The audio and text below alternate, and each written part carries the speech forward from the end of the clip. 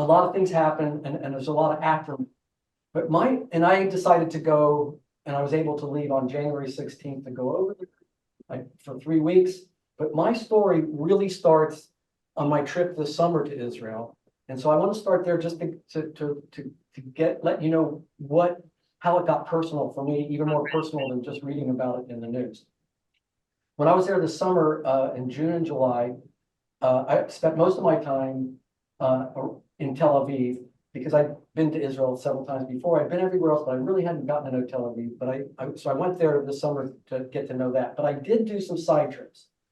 And one of the side trips was initiated by our Albany Jewish Federation president, Rob, who, because they have a relationship with that southern region, that Gaza border region in Israel. They have a collaboration with them where they interact with them, they send them money, help them have educational programs, help them with shelters for when missiles come over. So our federation here in Albany has a relationship with that whole area that got attacked on October 7th. I mean, so I took him up on it. I said that would be really interesting, because they were going to show me the border, they were going to show me the crossings, they were going to show me the agriculture there. So I went down, spent about a day and a half, and Rob set me up with this really wonderful woman, Tal, who met me at the train station. And she took me to learn about the settlement of that area, that it was settled by people from all over to become farmers. And when they started the farms, they originally had to irrigate the water from the Galilee, from the Kinneret, to bring it down to water the plants. Then they went, changed over to desalinization. They got their water from desalinization. And then nowadays they get a lot of their water from a plant in Tel Aviv that reprocesses used water, like gray water, they call it, stuff from laundry and bathrooms and stuff like that, but they can reprocess it to make it clean to do irrigation. And the reason I say that is for the big reason I mention all this irrigation and is because when you go to this area, Eshkol, it's really the Western Negev. And if you know what the Negev is, it's a desert. So when you go down there and when you hear people saying Israel made the desert bloom, this is kind of what they're talking about, because when you go down there, you see green plants, you see groves, orange groves, you see lemon trees, you see avocado. It really is true. And you'll see some of that in the pictures that I have when I show here. But in any case, so I went down there for a day and a half. After I got some of the history and the agriculture, she turned me over to a security person who was in charge of one of the kibbutzim security. His name was Baruch. And he took me around, and he was one of these really powerful Israeli guys who knows what his mission is. He's very clear he's there to protect his people. He knows exactly what to do. He knows the emergency plans. He's the one who contacts people sometimes when missiles come over or when protection's needed. But he also has a good sense of humor, which is a real nice thing to have when you're with this guy.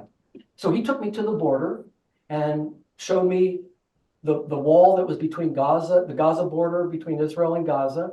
We went right up to the wall. He took me on a tank bunker where we could overlook the whole valley that was between, part of it was Israel, part of it was Gaza. We could see an outlook that was a Hamas outlook, and he said, I'm sure they're looking right back at us.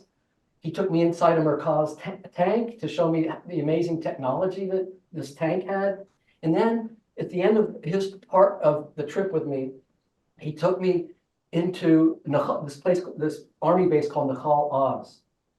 And Nahal Oz, I had to take I couldn't bring my phone in. It's very, it was kind of secret. He didn't want to, sure couldn't take any pictures or anything. But when he took me into the room where there were like 40 or 50, 18 or 19-year-old young, and I called them girls because they were like my granddaughters. I mean, they're women soldiers who are very serious, and they're all looking at, each one of them are looking at a computer screen, and the computer screen is focused on different parts of the border. So what they're doing is they're looking to see if there's any strange movements, anything that they should note that's going on all along that Gaza-Israel border. And again, as nice as they were, one of them offered to show us what she was looking at, and they were very, very welcoming, but very serious about their job. And like I say, 18, 19, maybe 20 years old. And again, I repeat, because it was so true, I felt like these are my granddaughters protecting all of us from the dangers of the Gaza border. So I got to meet some of them. And that was pretty much the end of the security trip. And then the next day, Tal took me around to show me the hot houses and all the amazing agricultural, they grow everything there, pineapples, avocados, oranges, lemons, cabbages. I mean, just the whole gamut. That area, that Eshkol region, produces about 50 to 70% of all of Israel's produce. So they really depend on that a lot. And you'll see why that's important a little later too. And then she took me along the Wadi. We saw a Bedouin person taking his sheep to water them through the Wadi. It's just a fascinating trip. So anyway, I say my trip started there this summer because and I didn't know it at the time, I was actually in these kibbutzim and moshavim and the border that you read about that got attacked. So when I read about after October 7th, what happened, and I contacted Tal to see if she would told me that Baruch, who was the security guy, got his leg blown off, but he was okay. She told me that she had to be evacuated. Everybody had to be evacuated from the war zone. But then I read about what happened to the women of Nahal Oz, those women soldiers, those 18, 19-year-old soldiers. And I'm not even going to say what happened to them because I couldn't even read it. That was one of the first places that was attacked. And I'll leave it to you if you want to, but it was really awful. And so I just felt, I've got to go over there. I felt this real personal connection to what happened because I really felt connected to that area after that visit in the summer. So that was one of the motivating factors. It wasn't the only motivating factor, but that was a deciding factor for me. It's like, I can't just be over here reading about this stuff. I've got to go over there and see what I can do. So that's really how I got started to get there. Then I started, after October 7th, I started reading about opportunities to volunteer. There's a great Facebook page called Sword of Iron, Israel Volunteer Opportunities, and I'll show you that later, where it's like a clearinghouse for all these amazing opportunities to volunteer on farms, to volunteer for collecting items for soldiers and packing them, for collecting things for the evacuees. These evacuees are living way far away from their home. They've been doing it now for months. The people over there are trying to make it as comfortable for them as possible, even packing cosmetics and I mean, just everything you can think of. And there's also even just helping with religious things that religious soldiers need. And we'll see some of that later. And people were visiting the evacuees, keeping them company, entertaining their children. I mean, there's just this Sword of Iron Israel Volunteer Opportunities just has the whole gamut of things that people might need support for, and the farms too. The farms need people to harvest the crops, and I'll get into that a little later too. Okay. Take a breath. So that's sort of how I got there, and I decided from that Facebook page a few things I wanted to do, and then I thought when I get there I'll decide on the other things. I'll just play it by ear, some of it when I get there. I got an Airbnb in central Tel Aviv, which was very well located, but really not a very nice Airbnb, I gotta say. It was pretty funky. But all I needed was a bed and a bathroom and a place to shower, and it did have a washer dryer, which I knew I would need because I was probably going to be working on farms and getting dirty and stuff like that. So I wanted to just sort of say that I realized what my purpose in going to Israel this time. It wasn't a vacation, it wasn't a holiday, it was really to volunteer, and it was really to witness for myself what I could witness over there, what happened on October 7th and what's going on in the aftermath. But it wasn't just for me to witness, it was for me to gain a perspective so that and to give me an idea how I, as an individual who feels so connected to Israel, I have for a long time, can make a difference there, make just a little difference that I can make as an individual. And so that was really my purpose in going. Then when I was asked to do this presentation, I realized what some of the purposes of this presentation is to convey to convey the enormity and the variety of work that's really needed over there. Look, you know, we don't hear about the day-to-day life over there, what's happened since October 7th, but what you have to realize is that tens of thousands of farm workers left, or were killed, or were taken. And they depended on those tens of thousands of workers to do a lot of the work on the farms for them, because, you know, just like we do here in this country. And most of them just left. A few stayed, and a lot of them were from Thailand. And some of them were actually told they had to go back, not by Israel, but by their own country. So they're missing tens of thousands of workers to harvest the crops, for one thing. Secondly, when Israel called the reserve back in and all the soldiers that needed to come back in to fight this war in Gaza, 360,000 people signed up to come in and fight. 360,000, mostly younger people, but also some middle-aged who came back to fight, a fair number of those. But you take that number out of a total population of 9 million people. And in Israel, everybody serves. Everybody serves. You can be a bank president, you can be a teacher, you can be a janitor, but everybody has their time of service in the Israeli army, and they stay in the reserves for situations like this. So there's a lot of holes in the society because of these 360 some odd thousand soldiers. Teachers are gone, bankers are gone, parents are gone. You know, and so there's a lot of holes that get made by such a small population and such a large number of soldiers. So that's why I say the array of opportunities to volunteer there are amazing. And it can be, like I said, it can be working on the farms a lot. That's a lot of what I did, not all of what I did. But people are doing childcare volunteering. They're doing home care for elderly, sick people. There's just tons and tons of things to do that need to be done over there. And it's not going to end with the war either. There's going to be a lot of need that continues to go on over a long period of time, even after this war is over. So evacuees, displaced soldiers, they need equipment, clothes, food, supplies.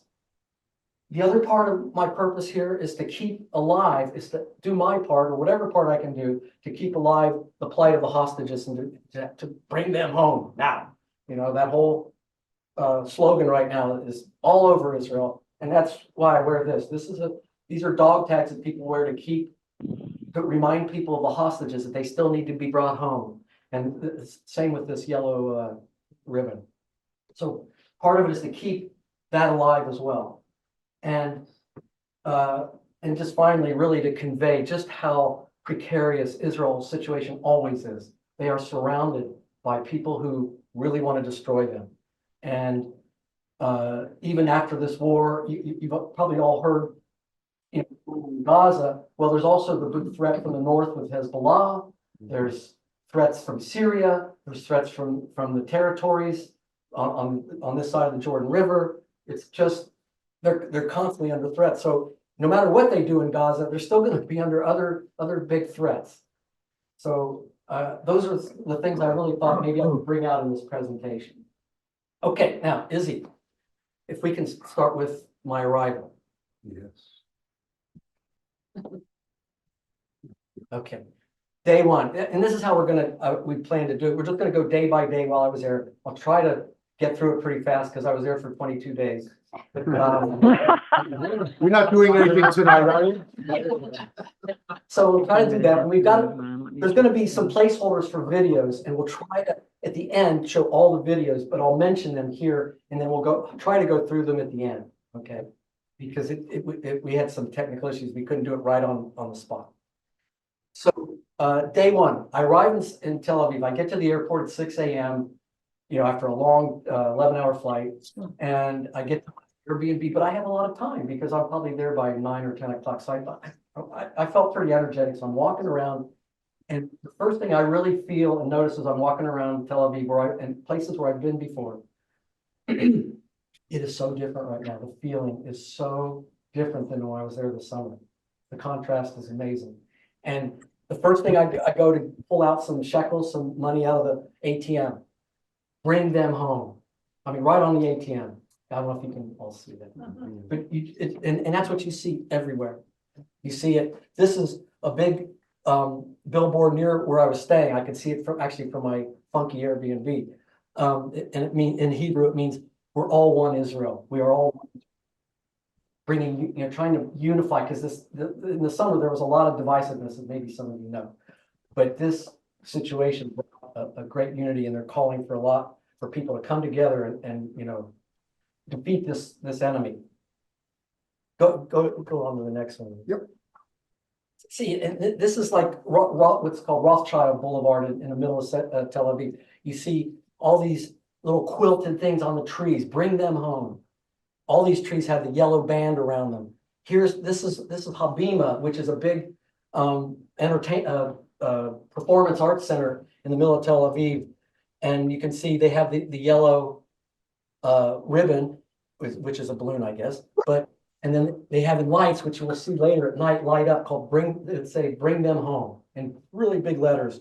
And just as a point of interest, inside the Habima Performing Arts Center is the Charles Bronfman Auditorium, is the music venue named after Leonard Bernstein, because Leonard Bernstein is really beloved in Israel. So just as a side note. Go ahead, Izzy, if you would. Yep. Have to ask some folks to mute. Sorry about that. Oh, okay. Oh, okay. So now we're on day 2. So the point of that was just to show. I noticed immediately walking around that first day I got there just how different the atmosphere was in Israel. It was a very different focus by people. So then day 2. That was my first day. I woke up the next day and went to volunteer right away. And I caught a bus. There were some buses. That's why I got the place I got, because it was near where some buses were leaving from Habima and this other place called Salvador Central Station. And it was very easy for me to get to both of those from my Airbnb. So the first day we go down south. Most of the buses are going down to within 2 to 3 kilometers from the Gaza border. So we were right there on the border working these farms. Moshav Yesha was one of them, and we were there to pick clementines, what they call clementines, but they don't look like clementines because they're pretty big. And this fellow Elad Siton, we're going to show a little short video of him. I'm from Moshav Yesha, 3rd generation. Let's just wait for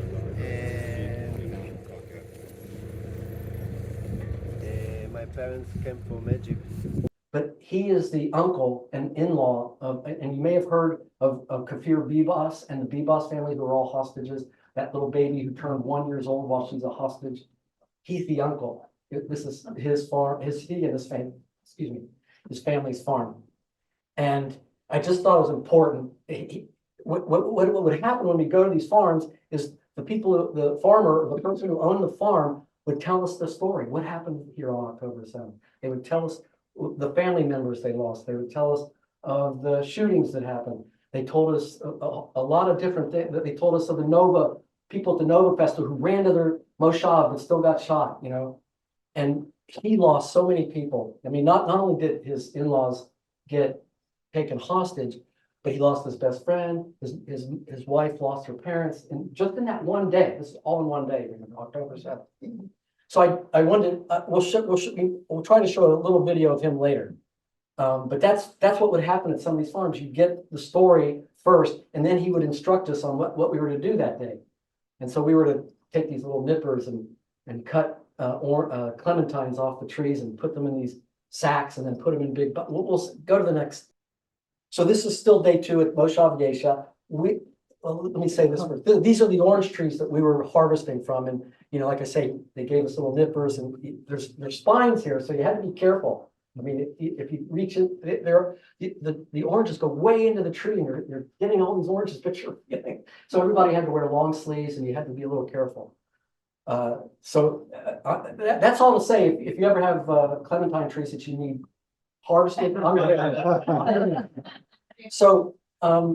But right at the end, you can see this is a little alleyway between rows of the trees. At the end of this alleyway was this artillery installation. Right at the end of this. So we were right next to it. That's how close we were to Gaza. They were shooting over to Gaza. These were IDF guys, not Hamas. they were shooting over right from the end of this. So we went, some of us walked over just to look at it and see it. We saw some of the soldiers. And then we're going to show a video later, right, Izzy, of how close you can actually hear. Yeah. I recorded how loud it was just from where we were. And it didn't end up being all that scary, but you felt the war for sure. You really felt it because when those artillery guns go off, oh, you feel it in your chest. So go to the next one if you would. Oh, there's me. This is I made really good friends with him. He's from what's Cats? He's from London, and he and I became really good friends. So you'll see a lot of pictures of him because we worked together at a lot of farms. He had to leave earlier than I did, but for the first week, he and I were pretty tight. And this is the group that we always tried to take group pictures at the end of our volunteering. And you can see these are the soldiers who were at the artillery installation, and when they were sort of done for the day, they came over and helped us pick clementines. And they were working with us and talking with us. And of course, it's mostly in Hebrew, and my Hebrew is very rudimentary. But occasionally somebody would translate what they were saying, and we could understand basically what was going on. But this was our group there at Moshav Yesha. And you can see here's one of the Thai workers actually stayed. I mean, there were very few that actually decided to stay, even with the danger. And this was one example of a guy who stayed, and we would fill these big bins full of the clementines, and he would take the loader and upload them and move them to the right place and everything like that to be processed. Okay.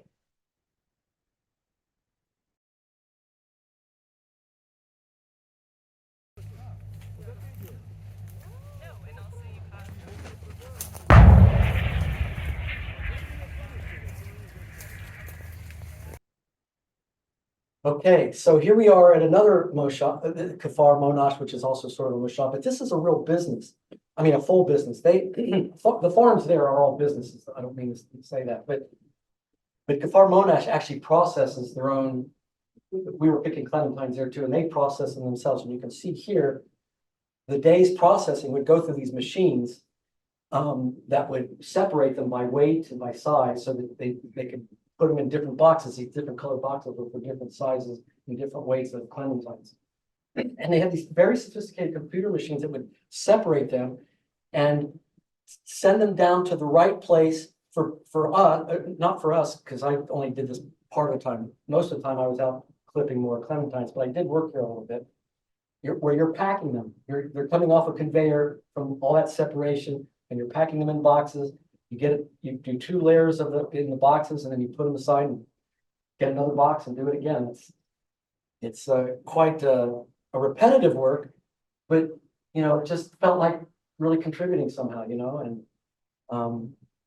so here's my friend again and me in front of and this is where the factory where these machines are, and then back here you can see where the groves, the clementine groves start. So none of the work, the cutting work, the harvesting work of the fruit, of the citrus fruit, because there's other citrus fruit we'll see, was really hard. The cutting and the picking and putting them in your pouch was not hard, but when you do it for 6 or 8 hours, it really weighs on you, and so you do feel tired at the end of the day. It is a lot of work.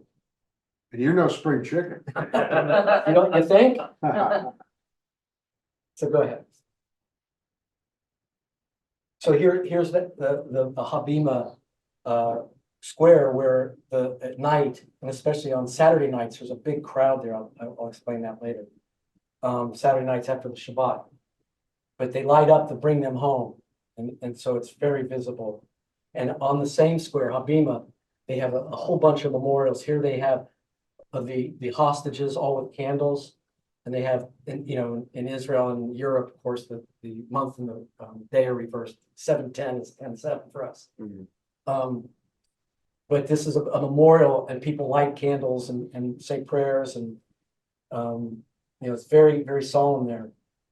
And then from there, you can walk over to what's really called Hostage Square. Habima is not that far from Hostage Square. It's probably a 15-20-minute walk. And this is over at Hostage Square, where every Saturday, again, after Shabbat, people gather. There's a whole exhibit on Hostage Square all the time. It's there all the time. But on Saturday nights, they have singers, they have hostage families speaking, talking about their situation, talking about their family, and just mobs and mobs of people with signs like this. A lot of them have pictures of individual hostages.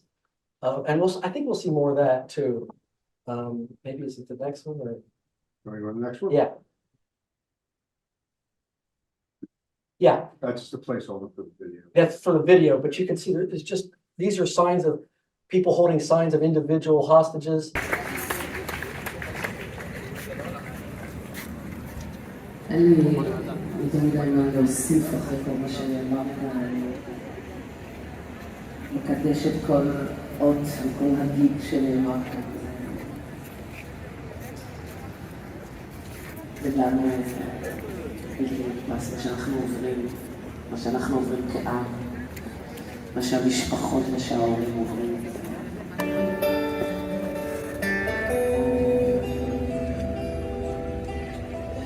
Reach out your hand, there's a dream, there's a land, we have no other place. This is all. They were taken from their homes, they are hurt and all alone.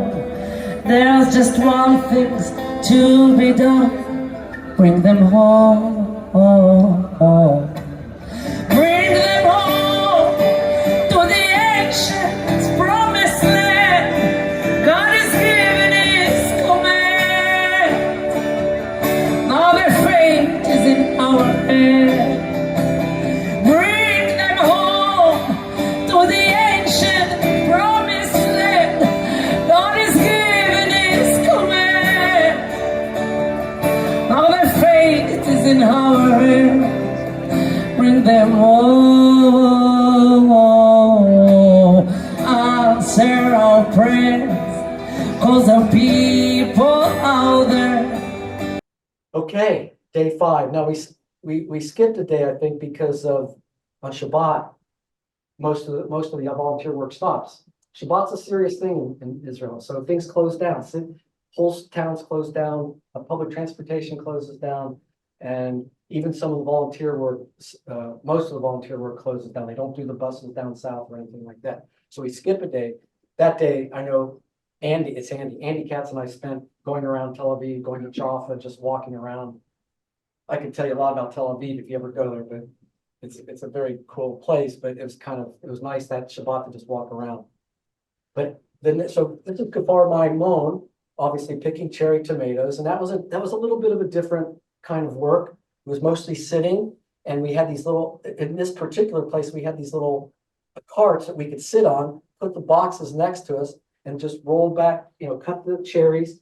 And they told us to try to keep the stems in to make them look more fresh or make them be more fresh. And just fill up these little boxes, and then when you fill up the boxes, you stack them and then get another one and do it all over again. So we'd sit in this particular place, we'd sit on these carts and just clip as much as we could, roll next down, go to the next one, go to the next one.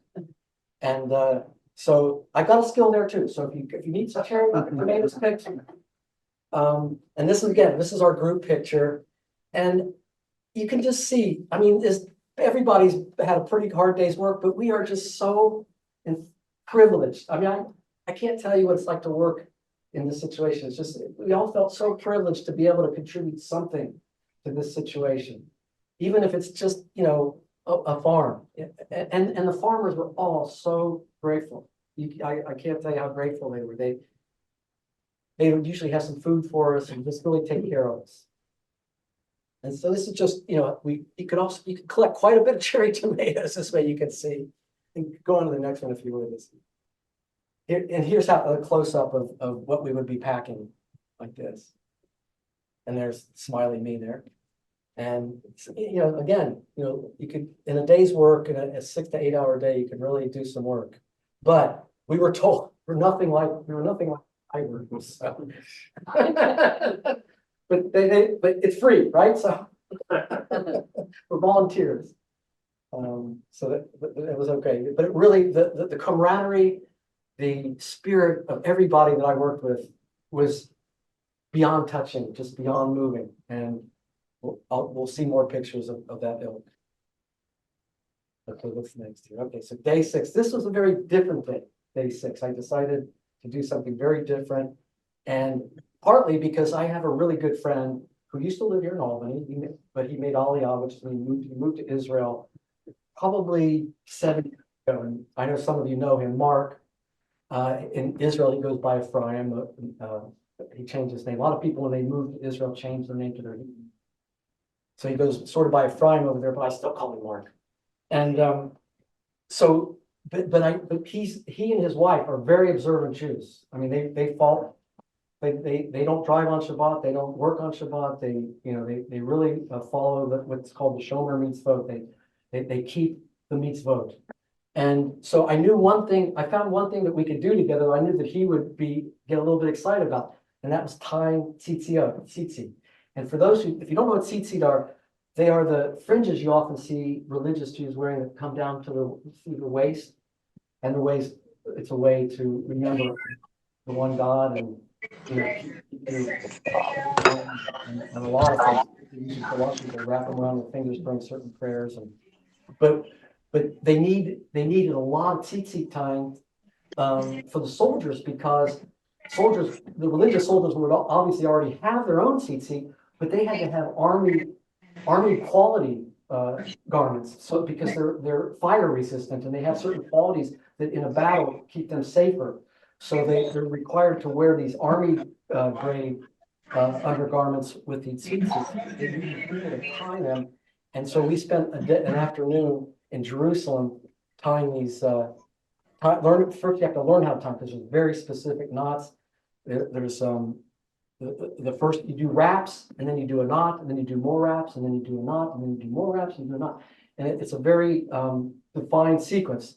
So you have 7 wraps and then a knot, 8 wraps and then a knot, 11 wraps and then a knot, and then 13 wraps, and you finish it with a knot. And those in Judaism, there's a whole system of numerology. And those numbers, 7, 8, 11, 13, spell out Hashem Echad in Hebrew. Hashem Echad, there's one God. God is one, is what it means in English. And if you know the Shema prayer, that's what we say a lot in our liturgy, is the Shema. Hear, O Israel, the Lord is God, the Lord is one. So that's what we were tying these tzitzit for these soldiers. And this was the room we were all doing it in. If we didn't know how to do it, they were very sweet about giving us lessons. And here I am tying some. And then if you go to the next one, this is my friend Andy again, and he's finished one of the garments. This is what the garment looks like finished, with the four corners to represent the 4 corners of the world. And this is my religious friend Mark Ephraim, and I wanted to get a picture of him tying them. And this is just a stack of finished ones that are there. So, okay. Day 7. This was probably the hardest work day I had, because what we were doing was planting cabbage starts, little tiny starts. And you can see how big the field was and how tiny these little starts are. And how it would work was, they also had a couple of tie workers. And the tie workers would go down these mounds, and they would poke a hole with a stick. Just like this, and go up and down these rows, and you can see a whole row of holes. And our job was to take these trays of, I think there was like 400 to a tray of the starts, and one person would go down with the tray of starts and just drop them as close to the holes as they could, like this, drop them. And the other person would follow that person and go down and plant them like this all day long. So again, not nothing complicated, nothing really. Each movement isn't hard, but after 6 to 8 hours, it really gets to you. And you can see the irrigation hoses they have to water them, and you can see the size. This isn't even the whole field. I mean, that's just part of it. But we ended up. Maybe go to the next one. By the end of the, here's another picture, just the size of that field. Here's me holding one of the trays and starting to drop the starts. But what we realized by the end of the day, and you might go to the next one again, is yeah, these are just people planting it. Just examples of see how you're on your knees and you're actually putting the dirt over the little start and everything, and she's dropping them probably. But what we calculated is we planted this group that I was with. We planted like 26,000 of these starts, and we measured each one of these rows was a ½ kilometer, and we calculated we did 8 kilometers of and it still looks tiny. I mean, it looks like it covers nothing of that big field, but you feel like 8 kilometers of cabbages. Go on to the next one. And see, this is the group that did that. That was us. And people from France and people from South Africa and Andy from England and me from Albany. A lot of Americans there, a lot of American volunteers really were, but people from all over the world too. Okay. And okay, just a close up. This was what the tray of cabbage starts looked like, a close up, and this was me planting, dropping them on one of the rows. Okay, Aaron's Angels. And this was again another sort of volunteering. Aaron's Angels, it's a group that took over the whole basement of the Tel Aviv Expo Center. It's a huge basement. And they were taking in donations of everything that they could, both for soldiers and for evacuees. And you can see, I mean, this whole area was, they had it pretty well organized. I mean, they had clothing, they had washing machines in one place, they had, I don't know, they had a whole thing of cosmetics in another place. They had a whole area of soldiers that was in a completely different area. But anyway, so they just take donations, and people were donating all kinds of everything that they could think of to help people live a normal life, either as a soldier away from home, and the evacuees who were living in hotels, or people who invited them to live in their homes, just away from home. I mean, and so it was an important job really to pack these things, and then they would send them to the people that needed it. Like I was packing this box of clothing. These were sweatpants, and I just took a picture of him because he was so cute. And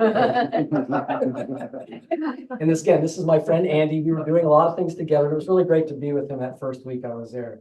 The dogs speak Hebrew, right? Yeah, barked in Hebrew. Barked.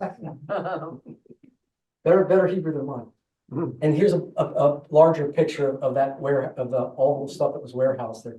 Children's toys galore. I mean, lots of stuff for kids. Because these kids, they're in this strange place and they don't have all their stuff with them, and just more of what's actually donated there.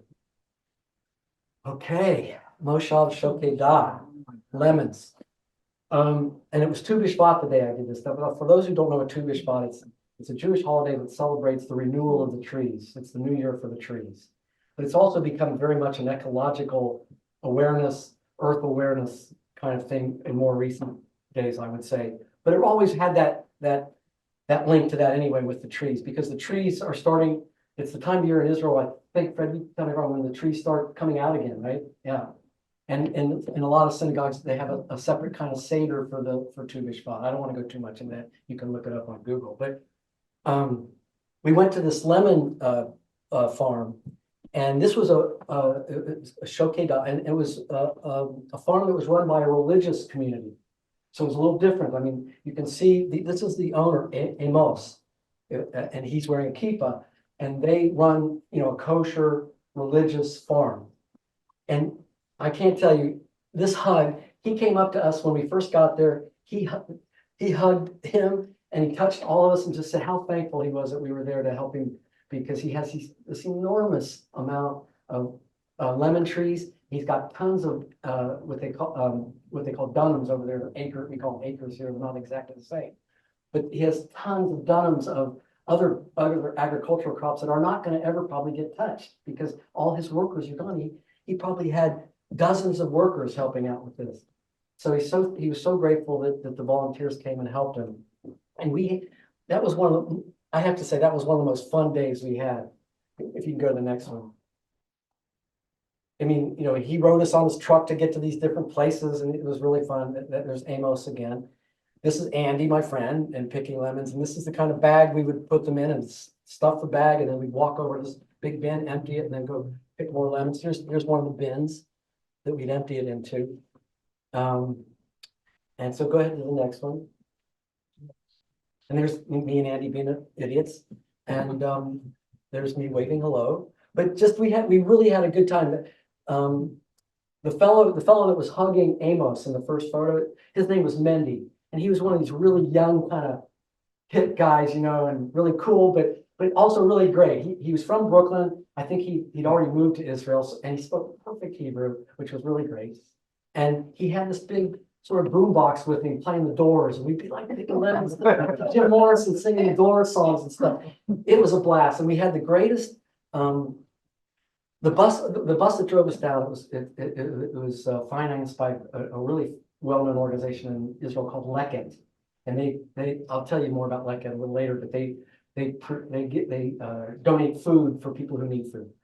But now they're sort of giving back to farmers who have given them given them through all these years, giving back by bringing us volunteers down to help them with their farms. So, but they always have a guide, a Leket guide, and they tell us a story about Leket, how it got formed and everything. But we had this really fun one named Rotem, who just, you'll see a picture of her later. She was just really an excellent, she's a tour guide by trade, but a lot of the tour guides now have no business in Israel. There's nobody coming over their tour. So they're volunteering for Leket as something to do while they're not able to, get many people to come on tours, and they're sort of giving you tours on these buses. So on these buses, I should have mentioned this earlier, even to Yesha and all those farms that we worked on, we were driving down south from Tel Aviv to within 2 to 3 kilometers of the Gaza border. I mean, we were always right down in that area that got hit. So we were driving by the Nova Festival. We were driving by Kibbutz Be'eri that got hit so hard. We were driving by Nir Oz. And so these Leket guides would point all these places out and tell us about what had happened and give us some information about the area, and very moving. And but Rotem was one of them. So she was a really excellent guide, and I'm giving her a plug because if you ever go to Israel, you should hire her as a guide. So anyway, go ahead, Liz. More lemon pictures. I made really good friends with Aaron. Aaron, you'll see later too. And there's Mendy with his boombox and sunglasses and stuff. So, and this is the whole crew when we were done, the whole crew. And there's Amos waving. There he is. Just, I'm pointing this out because it's bringing back really good memories for me. Okay, next day 10. How we do on time? I don't know, but so it was, again, this was cherry tomato picking, Yavul, Moshav Yavul, and we did a lot of the same thing here that we had done on Kfar Maimon, a bigger group. It seemed like as the days went on, more and more volunteers were taking these buses. I think they were getting more familiar with what they could do.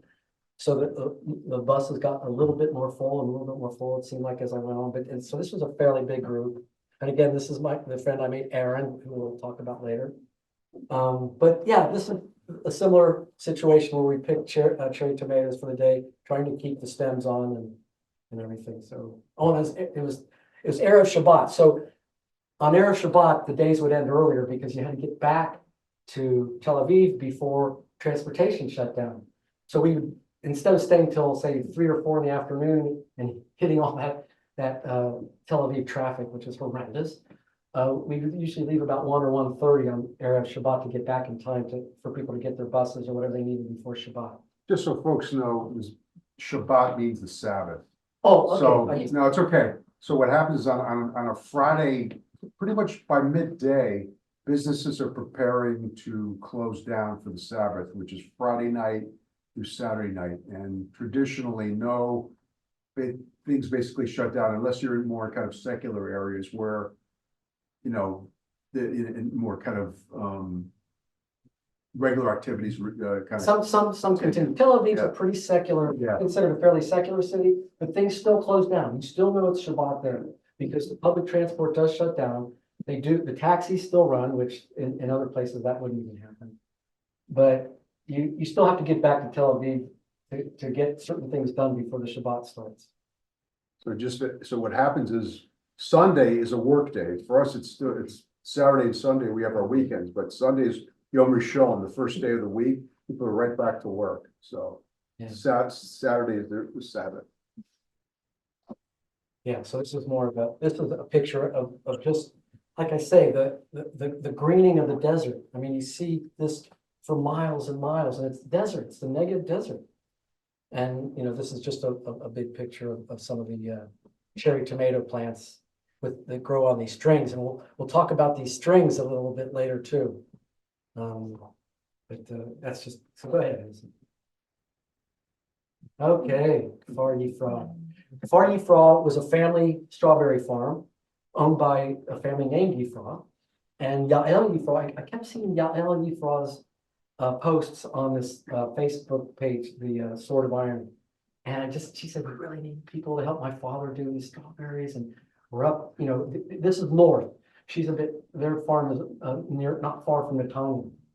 And there wasn't a really good way to get there, but I just there wasn't a public transport because I was totally reliant on public transport while I was there. And there wasn't a good way to get there. So I called her up, or I texted her, I said, Yael, I'd really love to work on your farm. It sounds like like you really could use the help, and I would love to pick strawberries, blah, blah. She said, but I can't, how do I get there? And so she said, I have somebody coming up who called me who's coming up from Tel Aviv. I can connect you with her, and she's got a car and she's going to drive up. So she did. She connected me with this woman who lives in Holland, is Israeli. She lives in Holland, but she was back after 10/7 because her mother lives there and her family lives there. And she was very concerned and came right back to see what she could do to support her family. And they lived in this, she was staying in her mother's apartment. It's in this really nice part of Tel Aviv called Bavli, with all these really nice high-rise apartments and stuff. Not that close to where I was staying, because I was in central Tel Aviv. But I talked to her, I figured out the bus I could take. And Tel Aviv is pretty easy to figure out, really. It's not hard to figure out the transportation there. So I took the bus up, and it turned out, she got in the car. We just became such close friends. Her name is Vardit. And she's going to come in later in some of these, but she was able to drive me to places I needed to go, and we talked up a storm and became very, very close friends. Let's go on. I'll tell you what happened after that. We picked strawberries. Oh, this is a great video too, but we won't see it till later. But let me just say, with Vardit and with a couple of with her, she was a South African volunteer, and she was a kick. She told us the stories of how she spent 5 years traveling through the U.S. playing Texas Hold'em, trying to win her fortune. And this was a Malawi worker. This farm was actually trying to hire more workers, and they had gotten a contract with a small number, not a large number, of Malawi workers. And if we can see this video, this guy is the most amazing. We had the best time with him. But Vardit's sister, Tali, was also working with us, and it was her birthday. It was Tali's birthday. And if we get to see the film, we'll see. But we all became such good friends that Tali and Vardit invited me after the strawberry picking to come to their place back in Bavli and celebrate her sister's birthday with them, which was really sweet. I got to meet her mom and everything. I'm back with Fantasia from Malawi. We're on a tea break. And I just wanted to ask you, how did you get here? Did your government approach you? You said 200 of you came over from Malawi to work in Israel? Actually, I will have a short brief. My name is Fantasia, as she said. I probably didn't pronounce it well. I'm working here at the Ifwa farm in Israel. I know you know Israel, so I'm here just because of a government of Malawi through an agency. And the people all over the world there, I'm just want to embolden you, to motivate you, that if there's an opportunity, if you have a chance that you can be here in Israel, please come. Don't hesitate to do that, because Israel is so good. I'm Israel Chai. I'm Israel. I'm Israel. I'm Israel Chai. Tell us more about Israel. They are my colleagues from different countries. As you can see, you're Mr. from America. Danny, Danny, what brought you here? Miss Europe. You're on my video. Yeah, Hey, okay, I'll okay. send you the video. What brought me? Oh gosh, I just after October 7th, I knew it was like I was born to be here for this moment. This is my moment in life. It really is, you know. I mean, guys. The strawberry field, the lemon trees, the clementinos, the thyme tzitzit, everything. It's just beautiful. That's amazing, Beautiful. Danny. Yeah. And Vardit, I'm eating from Holland. Well, I am also Israeli. sorry, I just want to make sure. Is I it just on you? want to help. Okay. I want to help. People here need help, so come and help. You're all Amazing. welcome. Amazing. And the special day, special birthday girl. Happy birthday, Yom Haledet Sameach. I'm Tali from Israel and I just wanted to eat some fresh strawberries. Come. But I just want to say, Birthday. I'm very happy to meet you guys. They just How does it feel to be 39? I just want to say it's Tully's birthday and she's chosen to spend it volunteering, starting off her day on the strawberry farms. I asked Tully, born and grew up in Israel, I asked her if she'd ever leave. She said absolutely not. This is her makom shelach. She loves Israel. We all love Israel. There's such meaning here. There's such depth here. The people, yes, there's division. There'll always be division. Yet there's unity here like you've never experienced anywhere in the world. And for anyone who knows me, you know I've traveled. So I feel I can say that. So anything else anyone wants to say? Okay. I'm Israel Chai. Okay, what I can say that they are working as volunteers. Me, I'm working here permanently. So it's what I can say. Please come here, guys. You are most welcome. Oh, thank you. This is so amazing. Thank you, Malawi. Thank you, Malawi. One of the good African countries.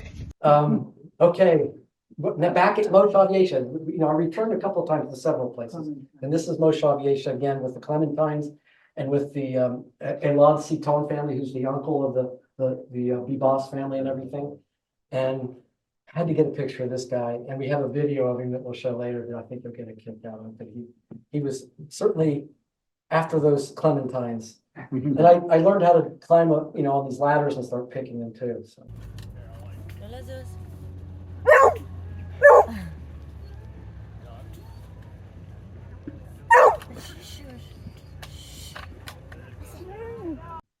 Okay, here's a different story too. For many months before October 7th, before I went to Israel, this is a person, his name is Yoram Ettinger, and I've been reading his materials about what's going on in Israel. He's a former Israeli ambassador to the US back in the early 90s. So he was an ambassador here, and I've read his stuff for a long time.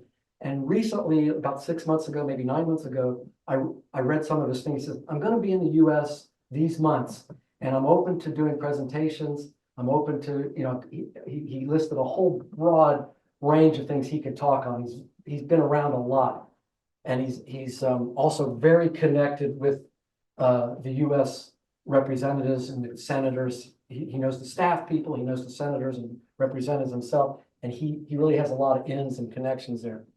So when I read his stuff, I take it very seriously as truth. And he doesn't mess around. He's not partisan in any way when he writes. He just tells it like it is. But anyway, so knowing that about him and appreciating him in that regard, I've been writing him, texting him, saying, "Oh, I'd love you to come to Albany. Can we set something up?" And he says, "Of course, you know, these are what I need," and blah, blah, blah. And I'm still trying to do that. And here Martin's working with me on it right now. Yeah. So far, I haven't been able to get enough support for it, but I have a feeling we will be maybe for May, because he's coming back in May.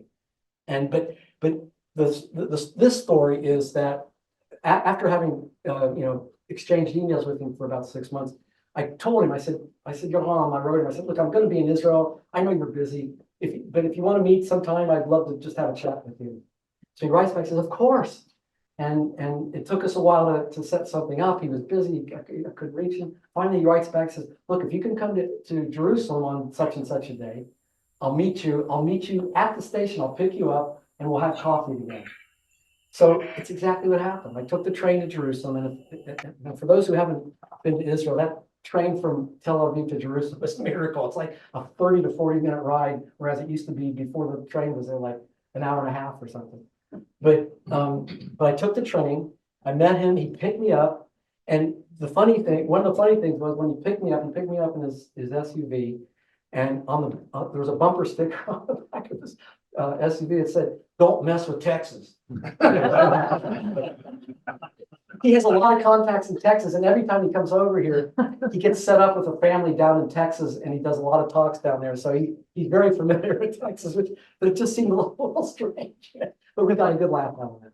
So the fact is, he spent 2.5 hours with me having coffee, and turned me on. I forget the name of this Israeli drink. It's like an oatmeal coffee sort of thing, sweet.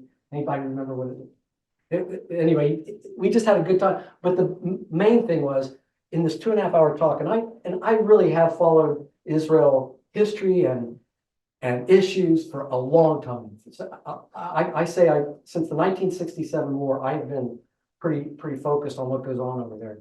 But he filled in so many holes for me because he was ambassador and he knows all these people and he's lived through all these different times in Israel that I'm just an American over here reading about it, and he lived it. So it was a really great talk, and I re-emphasized to him I'm still going to try to get him over here to Albany to do a talk. And if we get him over here, I'm sure I'll let everybody know. So then that day I was in Jerusalem, and I made a decision. A very dear couple friends of mine, Dee knows them too, Shimon and Joyce, very dear friends. Shimon's an Israeli. They lived down in Peekskill. When we lived down there, our kids homeschooled together. We did a lot of things together when we lived down near Westchester County. Very dear friends.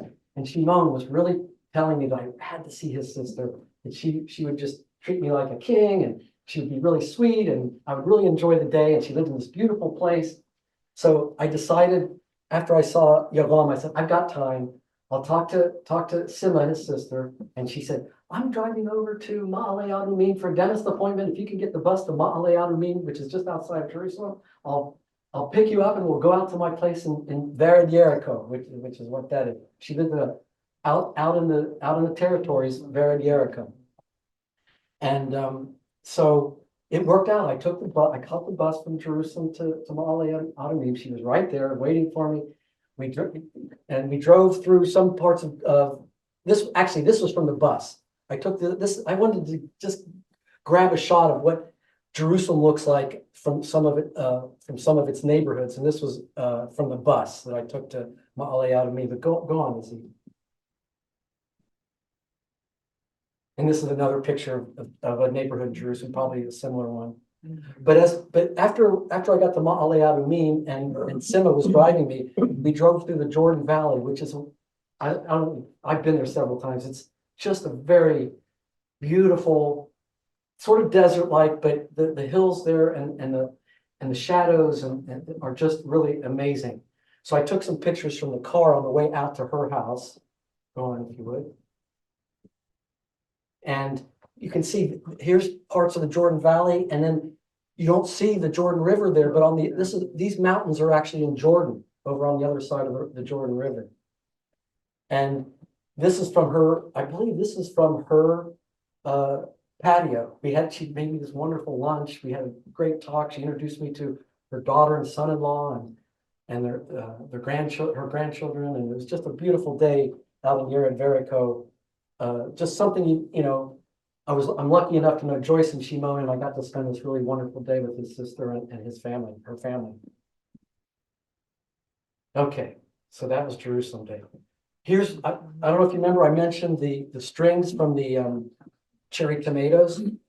Well, some Moshav Niftachim had already harvested their tomatoes. They cut or whatever. Probably some of them they didn't harvest. They didn't get to, but they had cut down all the plants. So they needed to redo the stringing for next year's plantings. So we would spend here, we would spend all day tying strings, like there was a certain knot you tie, half of it would already be hanging down. And we would have to tie a string to extend it all the way down to the ground. And then when we did a whole row, the farmers would bury the string to make them really taut under the ground with some kind of spike or whatever. But we spent the whole day tying these strings, and rows and rows and rows and rows of strings. And just as a point of interest, this woman here, her name was Ilsa. I started talking to her just out of the blue, and she spent most of her life in Saratoga. She's moved now, but she knew a lot of the people in Saratoga. So go ahead, Liz. This is Aaron, my friend. He's a younger guy, but we made pretty good friends while we were there. And we did some other things together too that we'll see later. But look this is just one hothouse of strings. And then you don't even see the whole hothouse. There were just one after another of these hothouses that you needed to tie strings for. And of course, we didn't do all of them. But it's just the enormity of the work that you see that needs to be done there just to get ready for next year.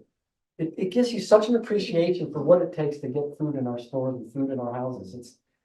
We talk about how amazing it is, but to actually do the work and see all these little details that need to get done, and they have to be done in a certain time frame. You can't miss the season, or it was awesome. It really was awesome to really see it that close up.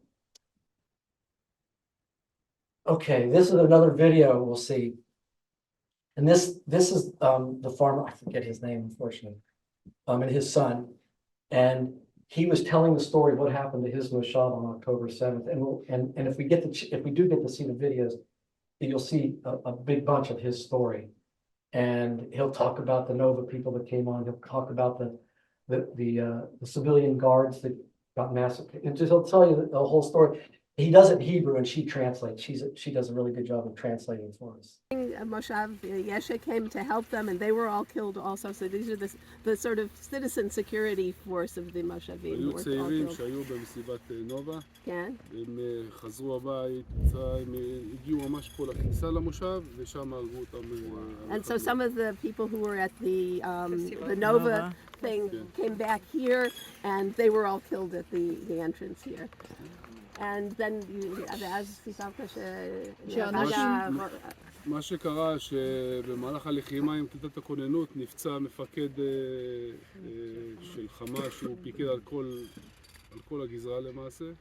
So one of the heads of Hamas, the most senior Hamas operative who was in charge of this project was one of the Hamas terrorists who was killed here. No, he was injured here. Pitzua? He was injured. Yeah, Pitzua. והם פינו אותו לעזה חזרה. They took him back to Gaza. ואם לא, אני מאמין שהיה קורה פה אסון הרבה יותר גדול. And if that hadn't happened, that he believes that there would have been a terrible, much bigger tragedy here. But as it was, they didn't enter the Moshav. No, they went home because he was injured. They took right, but if that hadn't happened, then הוא נפצע. ואנשים, המושבניקים, הם לא נפגעו? כיתת כוננות זה חברים מהמושב. כיתת כוננות זה לא כולם. כולם. כולם? כולם מהמושב. כל המושבניקים זה כיתת כוננות. כל השאר היה בכיתת כוננות, זה נכון, חברים וכל מהמושב. השאר הם... כל השאר היו בבתים, אז הסתגרו בבתים. אז בסדר. חיים. Kitat Konanut is the security group. But those are citizens from the Moshav. These are people who have arms and some training to the security force, but they are civilians. They're not a professional security force, and they were all killed in repelling the terrorists. They're members of Moshav. So six members of that security group were killed. לא, 25-30 זה מחבלים שהיו. שנהרגו. הם לא נהרגו, הם הצליחו לחזור חזרה. אוקיי, ואיפה היית אתה? אנחנו במזל היינו בסוף שבוע, עשינו חג באילת. מזלנו, לצערנו לא חווינו כמו שהיה. So it happened, fortunately, to be for the holiday in Eilat. And this was another day back at Kfar Monash. I don't know if you remember whatever. That's where they did all the processing. We would pick clementines and then they would go through those processors where they'd separate them by weight and size and put them in the right boxes and all that stuff. But it was a day where we were supposed to volunteer somewhere else, but that somewhere else, because it was so rainy, told us they were calling it off. So we weren't very far from there. So Vardit and I were driving together. This is Vardit, my friend. And I said, we're not far from Kfar Monash. Let's just drive over there and see if they have work for us to do, because we were already out. And you can see how muddy it was. And it was really rainy, but we did pick a lot of clementines that day. And it didn't matter, you just get wet. And the farmer came over and said, God, I have to pull you guys out of there, We were trying to get you out of there for a long time because we knew it was raining and stuff. But we just enjoyed doing the work so much. It was really great. So, okay, another Erev Shabbat, we went down and picked more tomatoes, but at this tomato place, cherry tomato place, they said, don't worry about keeping the stems on, just pick them and put them in these containers. I'm not sure if it was a different variety or whatever, but it wasn't as rigorous as trying to keep the stems on, even though that's not really all that rigorous. And this is Lena. Lena is another one of those Leket, a tour guide who's out of work, but was our guide on the Leket bus all the way down to the they call it the OTEF. The southern part that borders Gaza is called the OTEF. And the OTEF, it kind of means envelope. And if you ever hear the term Gaza envelope, OTEF is the Hebrew word for that area.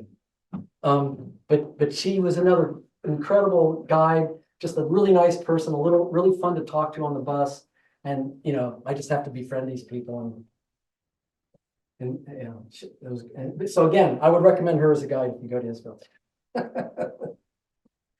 And this is Shabbat. Okay. Here's where Aaron and I really got together. I decided, I woke up on Shabbat and I said, I had this deep feeling. I really want to see if I can be present for some lone soldier in the hospital, somebody who's injured, somebody who doesn't maybe have somebody to visit them. It just was in me that I wanted to do that. And I wasn't sure how to do it, except I knew that there were a lot of injured soldiers going to a couple of the hospitals not too far from Tel Aviv. And one of them was in Tel HaShomer. It's called Sheba Hospital. It's a huge hospital campus of just building after building of medical specialty, ophthalmology, cardiology. Each building, it was all just building after building after building all around the place. So I just said, I was a little shy about it. Thought, how do I do this? How do I walk up to somebody and say, do you want to visit her? Especially somebody who's injured like that, but I just decided I'll figure it out. And even somebody asked me, how are you going to do it? I said, I don't know. I just think I'll figure it out something. So I called Aaron. I said, Aaron, do you want to go? And it would be nicer to go with somebody. And he said, yeah, I'll go. So I'm sitting there trying to figure out, well, how do we get up there? Because it's Shabbat. The transport isn't real good. Tel HaShomer is pretty far out.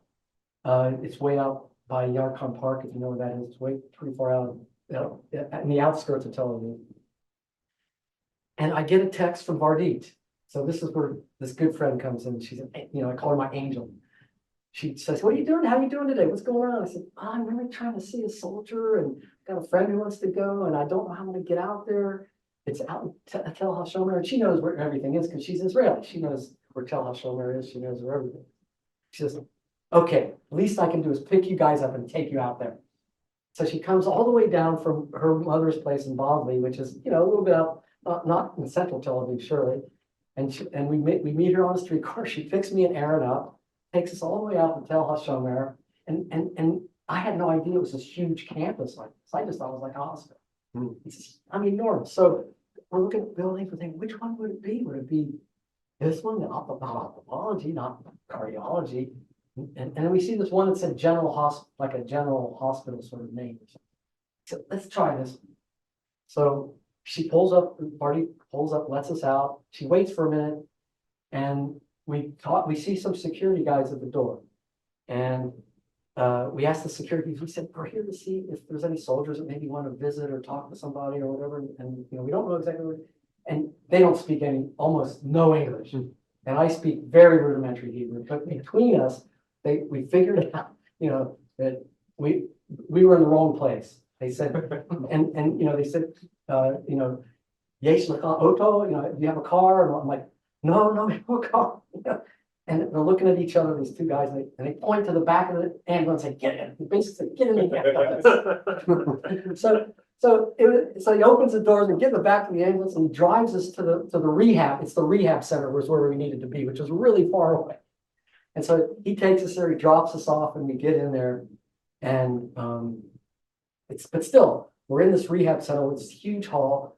We ask somebody, you know, we tell them what we wanted, somebody in the hall, what we want to do. And they said, well, you know, today's Shabbat and most of the soldiers go home on Shabbat. If they have families, their families come and get them and take them home, unless they're really bad off and there might be a few still here. And you might want to come back in the middle of the week because there'll be a lot more here. He said, well, we're already out here. I don't know how we'll get out of here again. So we went a little further into one of the wards and we started talking to a nurse about it. And she said basically the same thing. She says, you know, most of them are all gone. I'm not sure. But this one woman was walking by and overheard us. And she said, you could talk to my son. I mean, she was really like, you could talk to my son. And we said, oh, well, we would like to, but why don't you check with him first? We don't want to intrude if he's not out for visitors. And she goes over to his hospital door. She says something to him. She, come on over. So we go over and we spend at least 90 minutes with this young 24-year-old Shai. His name is spelled in English, it would be transliterated to S-H-I-A-I, Shai. And we walk in the door. He's missing his left leg. It's all bandaged up. And his right leg had this huge metal brace on it. It was maybe about this round and big, and it had pins going in through his skin to keep his knee absolutely stationary because he'd obviously really injured his knee. And it just looked like, wow, you know, that's an injury. And he had this huge gash from about his knee almost to his ankle. And we come in and he's smiling basically smiling at us, saying, yeah, come on in, and starts talking to us. And his mother's with him. His mother is just this rock. And we spent probably an hour to 90 minutes with him telling us what happened. He told us what happened, that they were approaching these big towers in Gaza that were actually built for the prisoners that were released in the Gilad Shalit deal. Now, I know not everybody knows what that is, but people who know what the Gilad Shalit deal know that thousands of prisoners were released from this one Israeli soldier that they were keeping hostage.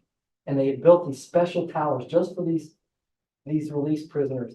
And they were only like 2 kilometers or so from the border of Israel, and they were shooting all kinds of things because they were way up high on these towers shooting over. So their job was to go in and find these terrorists and neutralize them if they could. But he got really badly injured in some kind of blast that the shrapnel obviously took his leg off and hurt his knee and everything. And he told us a story about how one of his unit mates, and you've got to understand, these units in Israel are about as tight as you can be. They're lifelong, friends and more than friends. But this guy who was also got shot in the hip and was really badly injured was able to drag him a few seconds away from the injury site. And Shai told us that those seconds that he was able to drag him away saved his life because he was bleeding out so much, and it allowed the medics to get to him in a way that saved his life. And his mother then broke into the story and said, and you know, that guy who did that was texting me or calling me or something, said, and he's been wondering, did he make it? He said, I don't think I got him out far enough. I'm afraid I didn't get him out far enough. Is your son alive? Is he there? All this stuff. So it's just, and Shai was so clear that he was not going to be, he's not going to be like a disabled person. He was going to go, but he was 24. He'd been called from Beersheba University. He was studying computers there. He got called up. This is what happened. And he is very clear that he's going right back in to finish his degree. He's going to live his life as normally as he can. Just not an ounce of regret or not an ounce of self-pity in this. Just a really amazing person. I felt so privileged to have this time with him. Came to pay some respects at the hospital, and our friend here is taking us to where we need to be. We got dropped off at the wrong ward, And so we're in an ambulance here, going to the right ward. Let's see how it goes. Yeah, this is he gave me his Instagram page, and this was him before. This young 24-year-old guy before he got injured, and this was the front of Sheba Hospital where we finally got to the right place.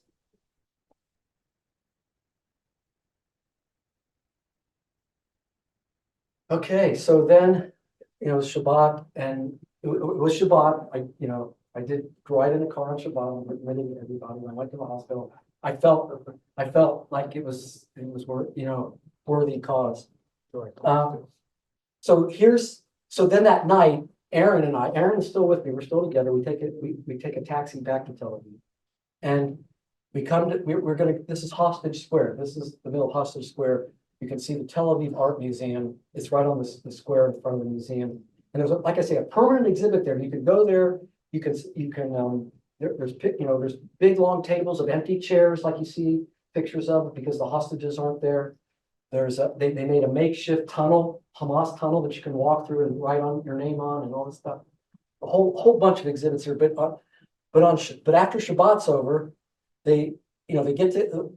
Thousands of people come to keep the hostages plight alive, and they still do service. They have a Havdalah service here, and hopefully we'll get to see the video of that, because again, to be there and participate in what you participate right over here, but here in Israel, and it's such a hard time for people there. It's very moving, and I asked Izzy to do this particular shot of the Havdalah service because I want to point out in Israel, almost everywhere you go. Certainly in Tel Aviv, certainly in Jerusalem, almost everywhere, everything is in Hebrew, Arabic, and English.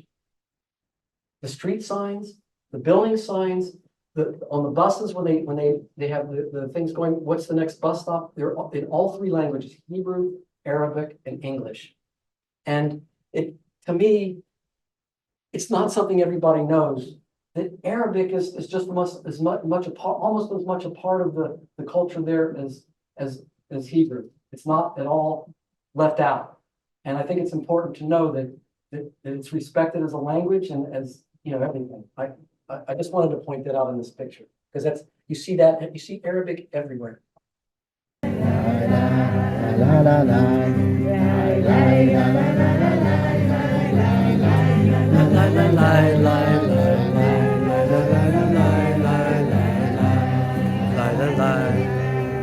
בואו נעשה שיהיה שבוע טוב.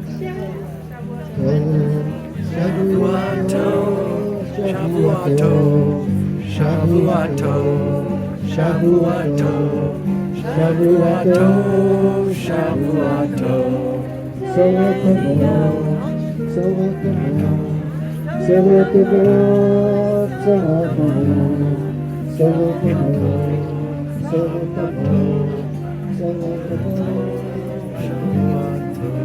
בעמוד 11 בחוברת מוזמנים לקחת מי שאין לו שיר המעלות. שיר המעלות אשא עיניי אל ההרים העין יבוא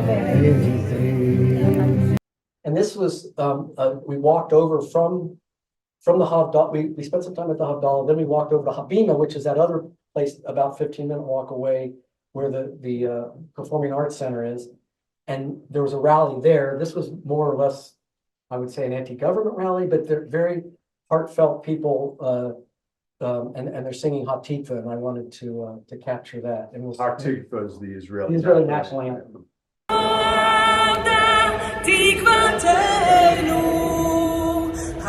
התקווה בת שנות 2000, להיות החופשי בארצנו, ארץ ציון ירושלים, להיות החופשי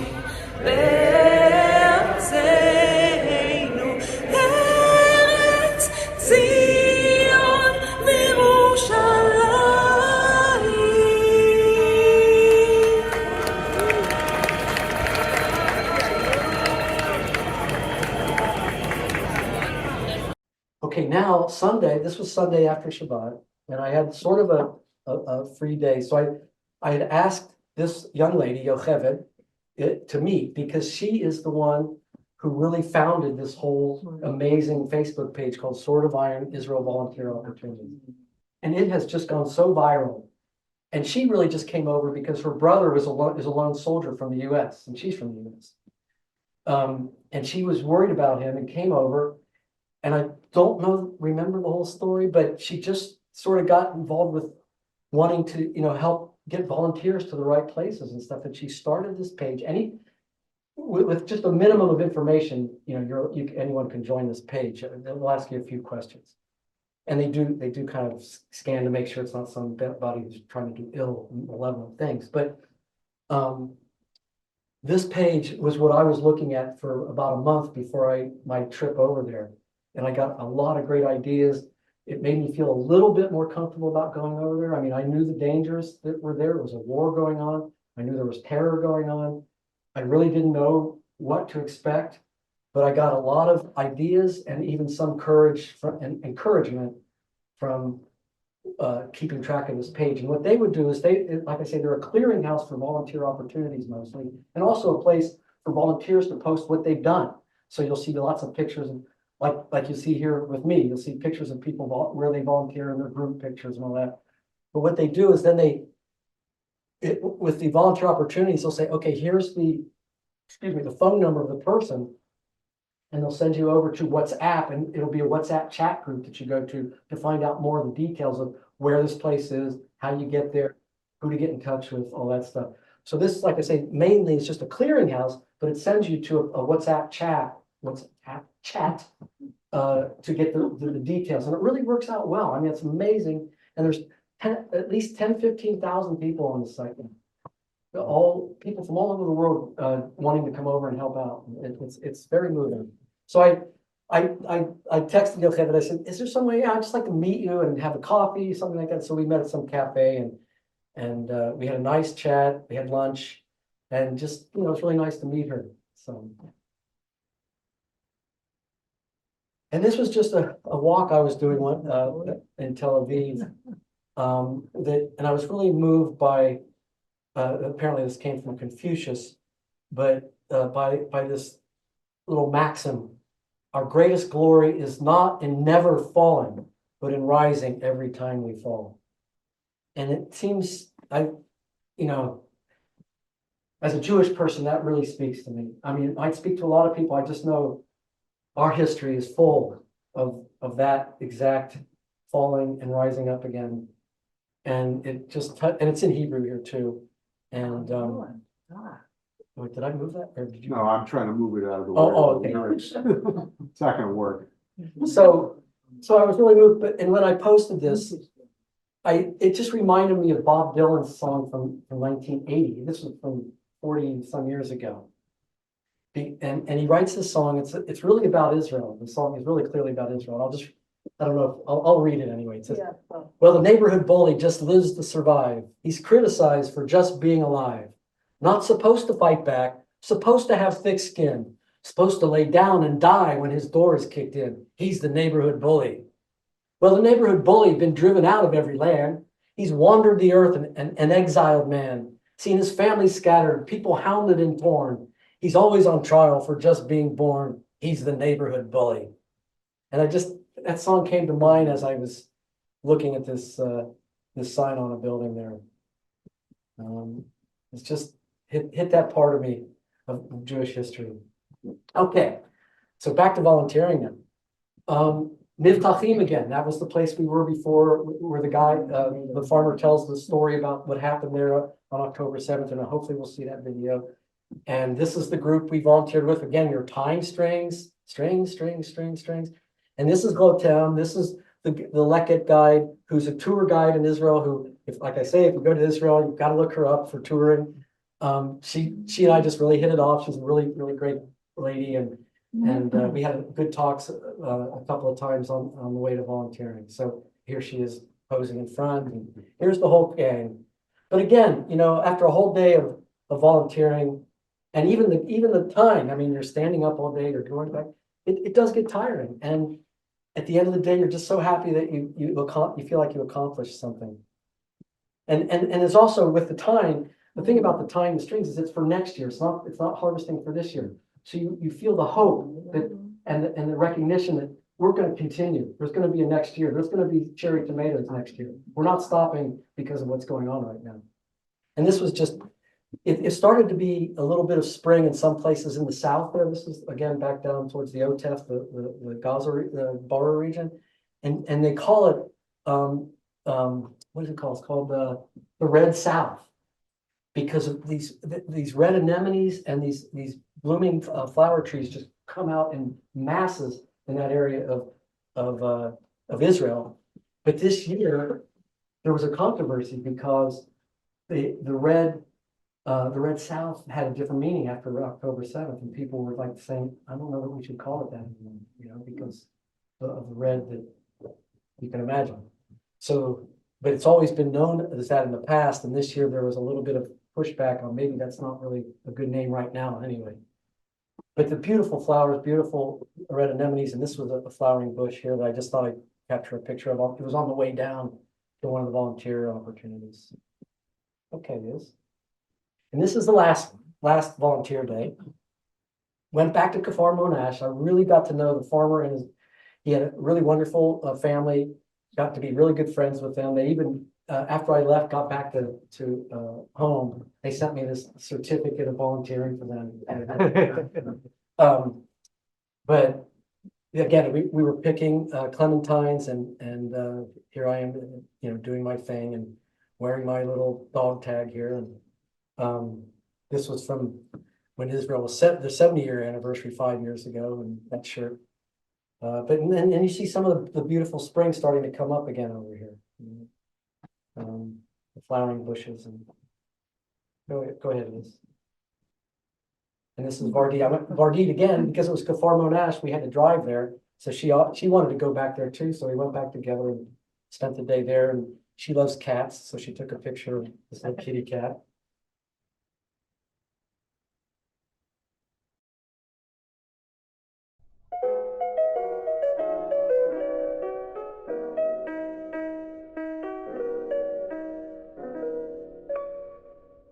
The American politics seem so hopeless and so pale. Many wonder if our democracy will survive or fail. I've been searching for remission from the anger and division. I hear the shofar blow my summons to Israel. I left my heart in Israel.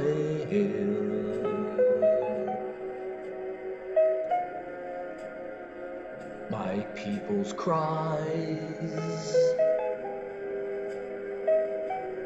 they call to me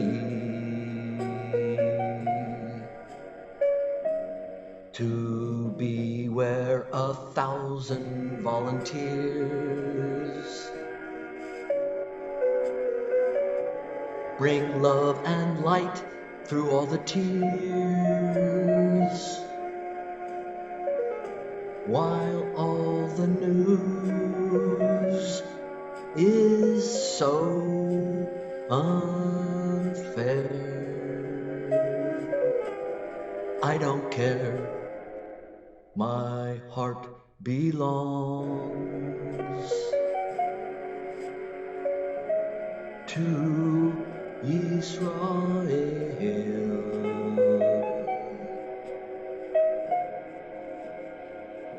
From Judean hills to deep blue sea,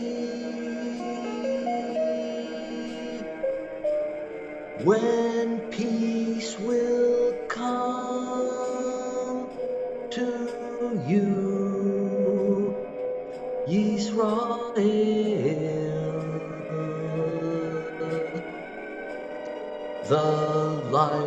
divine will shine on thee.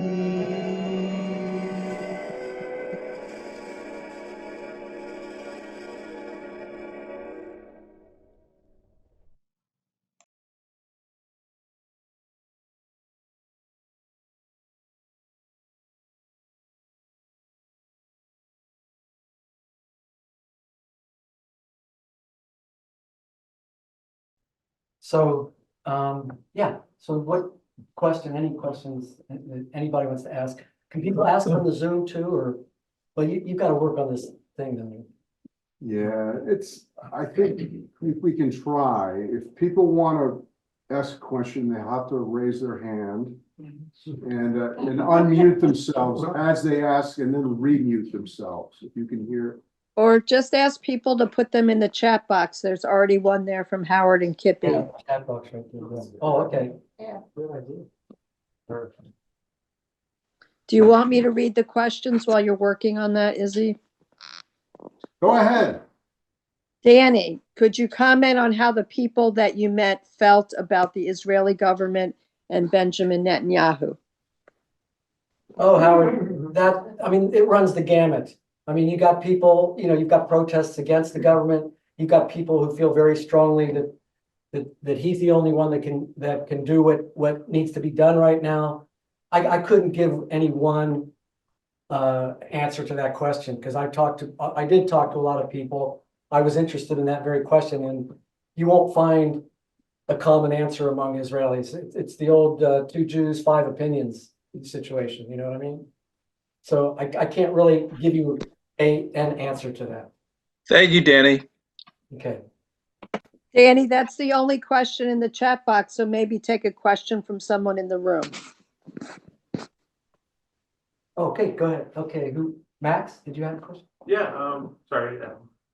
I gather from what I hear over here, it's gotten a lot better as far as taking rocket fire from Gaza into civilian areas. But I know at least once you were part of the air raid drill. Yeah, I did. What was that like? And was it still frequent at all, or was it? No, I had one situation where I had to go into a shelter, even when I was on the Gaza border at all those farms, and there was nothing you could do when you were in the fields. They said there's no shelters out here. You hit the ground and put your head over. That's all they have in the fields. But a siren did go off one afternoon after I got back from one of the farms in Tel Aviv, and Tel Aviv has a lot of different places you can go for shelters. The place I was staying, one of the good things about that funky little Airbnb was I was right above, the building was right above a brand new light rail train station that they just built in Tel Aviv. And so the best thing to do was to go 3 flights down and go down into that tunnel, the light rail train station, because it's way underground. And there were a whole bunch of people there, when I got there, waiting for the signal to go back out again. But I just had one time when I had a siren the whole 3 weeks I was there. And I was, right on the Gaza border. I know there were other places that did get sirens, but where I was, didn't get any, except for that one. Just a statement, there were 31,000 soldiers that were killed. I heard that on the news today.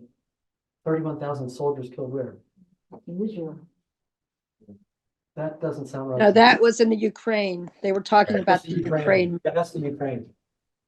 Israel, there's about upwards about maybe 300. Excuse me, yes, okay. I'm getting confused with all, yes. Martin, did you have something?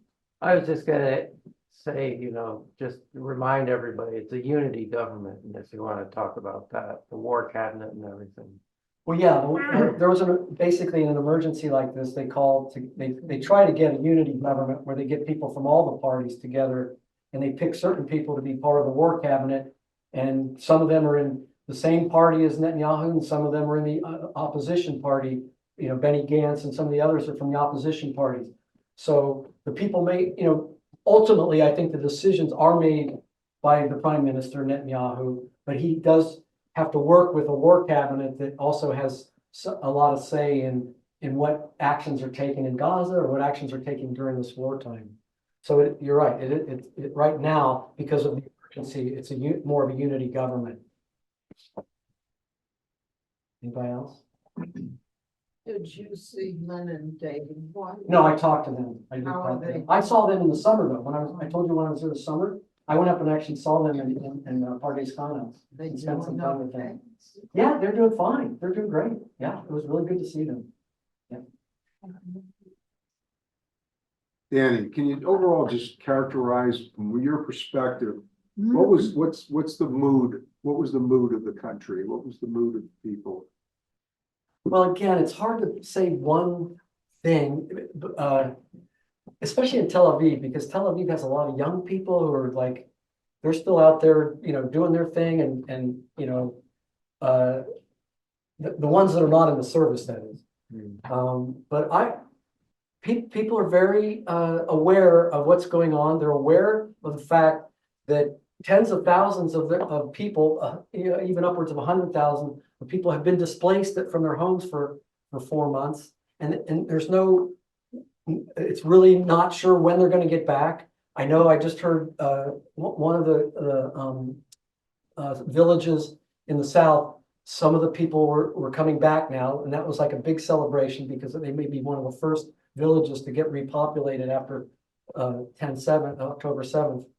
But so you've got 100,000 people or more displaced from their homes. You've got 360,000 people from all walks of life dedicated to serving in the army, to protecting their country.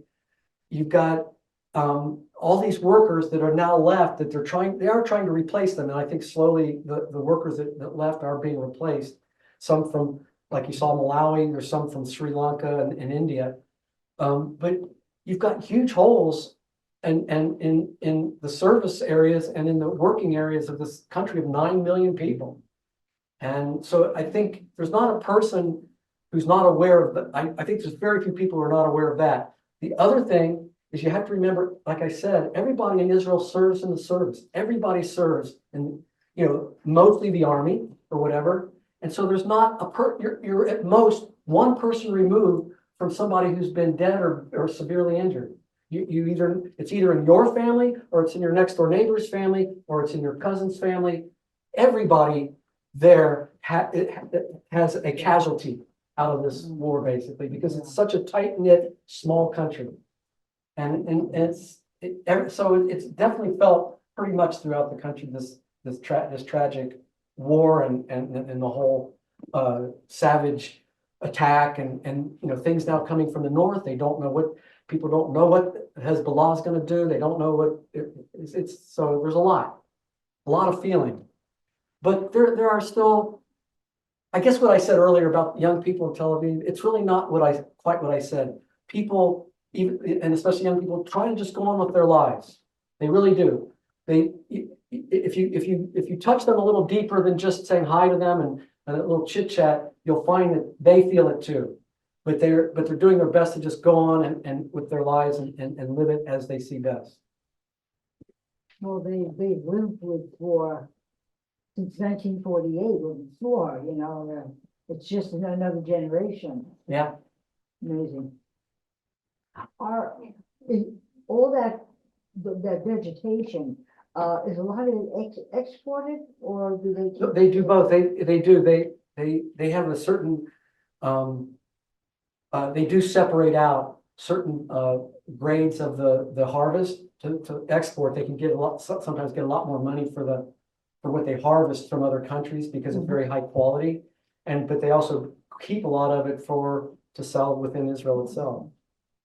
So there's a question here online, and the question is Danny planning on going back? Believe me, it's there. I don't have a plan. I don't have a plan for going back, but I know I will be. I just I'm not ready to say when or under what conditions, but I will be for sure. And then, can you recommend a good source of information? Wow. Well, as I mentioned, I'm in contact with Yoram Ettinger, and he has a blog. I highly value what he says about situations. He has a blog called the Ettinger Report, and you can look it up. It's ettingerreport.com or .org or whatever. He posts things once or twice a week, information about what's going on. I just got turned on by a good friend of mine to Elon Levy, who's a spokesman for the government. And that guy is just amazing when he's in an interview. You know him. He is just, he has eyebrows that like, what are you talking about? And so I highly recommend listening to his briefings and his interviews because he gets asked some of the most absurd questions. I can say one right now, but I won't even do it because it's so ridiculous. But he answers it so beautifully, and he keeps us cool. He doesn't get upset, but he makes it clear that what the truth is. What's the name again? Elon Levy, right? Elon Levy. Yeah. Danny Wood. Thank you. Oh God. Okay. We'll talk later. Yes, we will. Thank you. Any other questions? Yeah. Not a question. Did you get to meet, I know there's a lot of Christians that, I did. I wouldn't say a lot, but I met, it wasn't all Jewish people volunteering over there. There were people coming from all over. Like I met some from Sweden and I met some from South Africa. And there were definitely non-Jews over there who are supporters of Israel working side by side with all of us, for sure. I just have a quick question. You mentioned that organization, that volunteer organization. Can you? The Facebook page? Yeah. Can you give us the name of it again? It's called Facebook page. It's called Sword, not Swords, but Sword of Iron, Israel Volunteer Opportunities. It's all one big. Thank you. But if you do a search, you'll see it on Facebook. I think, if I may just suggest, for folks that want more information, leave your emails on Danny's Yeah, got a little list. sign up sheet. And Danny will forward links, including the link to the video that we played, so you can see in all its glory and, full definition, the best throughput possible, not choppy. So anyways, Okay, can we do the song? we'll give it a try. Whoop. I know I heard today that they're planning on evacuating the north. Well, if they've already evacuated a lot of the north. But Spot and, Well, Spot just got hit by a missile, right? yeah. Yeah. Where are all these people gonna come? Well, they go wherever they can. They do have hotels that put them up. They have people's homes.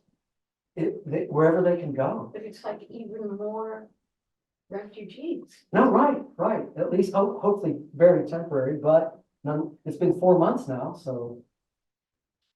Over 4 months. No, it's a huge concern.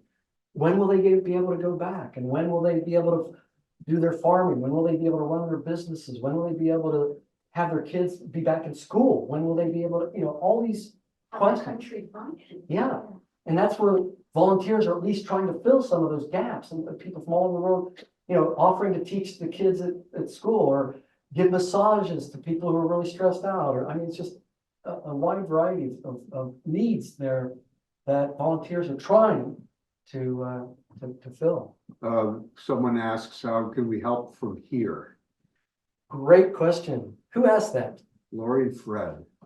Oh, that's one of the, I have a spreadsheet from a certain friend of mine who actually compiled a list of ways we can volunteer from not being in Israel, whether it's here or even in other countries, but it was mostly from this country. But I can share that sheet, and it's none of them require donations or anything. It's just ways you can support Israel and do volunteer sorts of things, and spread good information as opposed to bad information. A whole list of things that I can share with you on a spreadsheet that she made out. I've got a sign-up sheet for that here too, for people here, but I can also send it, Lori, to you and Fred, or to anybody else who wants it.